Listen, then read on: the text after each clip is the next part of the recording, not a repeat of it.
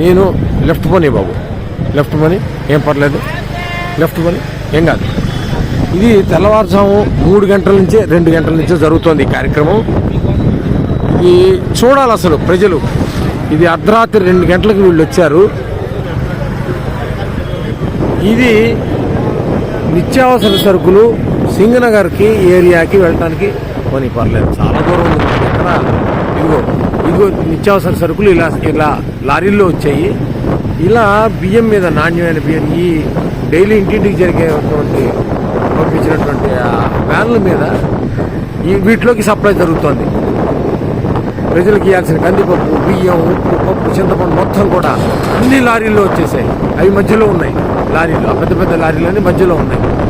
అవి పెద్ద లారీలు. అటు ఇటు ఈ చిన్న చిన్న వ్యాన్లు సందుల్లోకి వెళ్ళి ఇవ్వడానికి, ఇంటింటికి ఇవ్వడానికి వచ్చిన వాళ్ళు ఇటు సైడ్ ఉన్నాయి. వీళ్ళందరినీ మెయింటైన్ చేయడానికి పోలీసులు. ఇది కనుచూపు మేర ఎంతసేపు పెడితే అంతసేపు ఇలాగా బండి వెళ్తూనే ఉంది.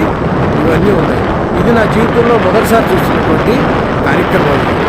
ఇది అడ్మినిస్ట్రేషన్ అంటే ఏంటి, అసలు ప్రభుత్వం తలుచుకుంటే ఏం చేయగలదు? చిత్తశుద్ధితో ఉన్నటువంటి ఒక వ్యక్తి పైన ఉంటే, అధికారంలో ఉంటే ఏం జరుగుతుంది అంటానికి కళ్ళ ముందు చూపించడానికి నేను స్వయంగా ఈ వీడియో చేస్తున్నాను. నా జీవితంలో ఎప్పుడు మా ఇంటి దగ్గరలో ఉండబట్టి నాకు కనబడుతుంది. ఇది ఎవరు చూసేవాళ్ళు కూడా లేరు, చేసేవాళ్ళు లేరు. ఇక్కడ ఇప్పుడు సాక్షి లేదు, ఇక్కడ టీవీ ఏమీ లేదు. అంతే నేను చూస్తున్నాను. చూడాలి, ప్రతి వాళ్ళు చూడాలి. ఇది నేను పార్టీకి సంబంధించిన వాడు కాదు.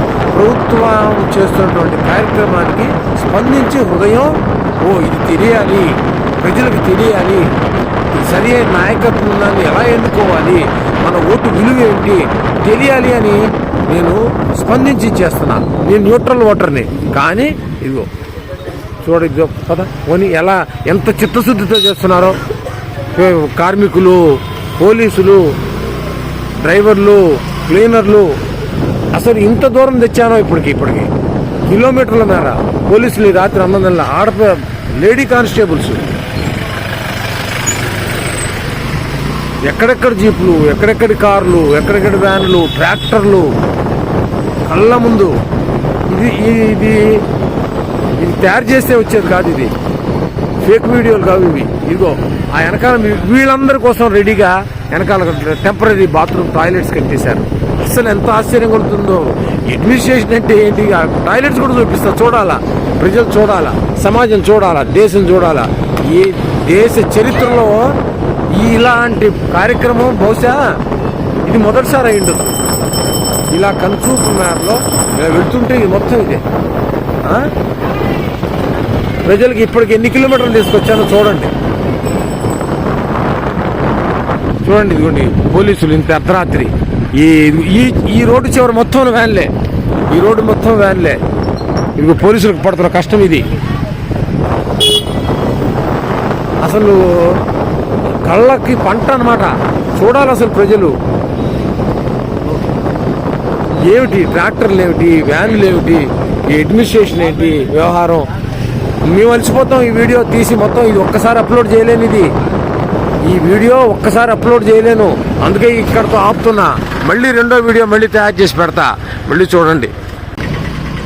పాల వ్యాన్లు, ఇవన్నీ లారీలు, ఇవి నిత్యావసర సరుకులతోటి. మరి ఇక్కడ ఇంత సరుకు ఎక్కడి నుంచి ఎట్లా వచ్చింది, ఎక్కడి నుంచి తేగలిగారు? ఏంటి వందల లారీలు సరుకులు. ఇంకా నిన్నటిదాకా తడిచిపోయింది అనుకుని ఎవడైనా ఫీల్ అయితే బహుశా పెళ్లి జరిగితే ఇంట్లో ఎంత సరుకు అయితే తెప్పించుకుంటామో ఇవాళ అంత ఉంది.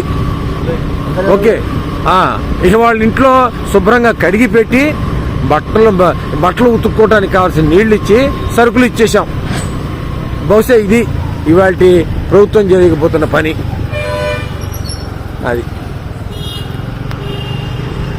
ఇది నా హృదయం స్పందించి ప్రజలు తెలుసుకుంటారని ఇవన్నీ డిపార్ట్మెంట్ వీళ్ళని తీసుకురావటానికి, డిస్ట్రిబ్యూషన్ వాళ్ళు తీసుకోవడానికి తెచ్చింది. ఇది ఎంతగా ఉందంటే ట్రాఫిక్ జామ్ అయిపోయింది.